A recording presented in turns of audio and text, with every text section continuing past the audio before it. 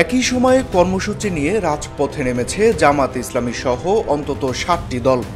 যদিও দলগুলো কাগজে কলমে কোনো জোটের কথা বলছে না, তবে তারা বিএনপির বিরুদ্ধে ঐক্যবদ্ধ হচ্ছে কিনা সেই প্রশ্ন তৈরি হয়েছে।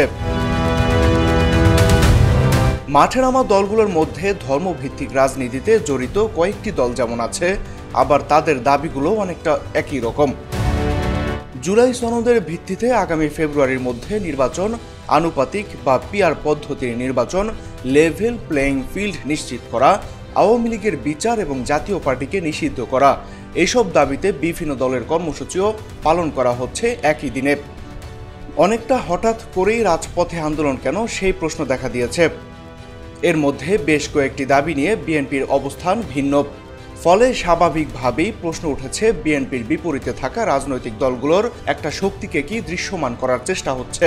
আন্দোলন গড়ে তোলার কথা বলছে যে দলগুলো, তারা যদিও এই জোট করার দাবি খারিজ করে দিয়েছে, তবে বিএনপি এর পেছনে অস্থিরতা সৃষ্টির চেষ্টা দেখছে। আবার রাজনৈতিক কর্মসূচিকে ঘিরে রাজপথে সংঘাতের সূচনা হতে পারে কিনা সে আশঙ্কাও করছেন অনেকে। কারণ শেখ হাসিনা সরকারের পতনের পর বিভিন্ন পক্ষ থেকে বিভিন্ন ধরনের আন্দোলন হলেও রাজনৈতিক দলগুলোর পক্ষ থেকে আন্দোলনে নামার উদ্যোগ এবারই প্রথম। ঐকমত্য কমিশনের আলোচনাও চলছে। এর মধ্যেই আন্দোলন কি বার্তা দিচ্ছে সেই প্রশ্ন উঠছে। আলোচনার টেবিলে যখন সমাধান হচ্ছে না, তখন দর কষাকষির টেবিলে আন্দোলনের চাপ হয়তো বাড়তি সুবিধা দিতে পারে জামাত ও সমমনা দলগুলোকে। ফলে এই পরিস্থিতি বিএনপির জন্য একটি চ্যালেঞ্জ তৈরি করেছে বলেই অনেকে মনে করেন।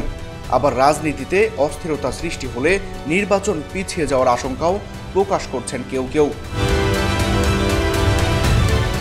মাহাদি Hasan, People Voice Television, Dhaka.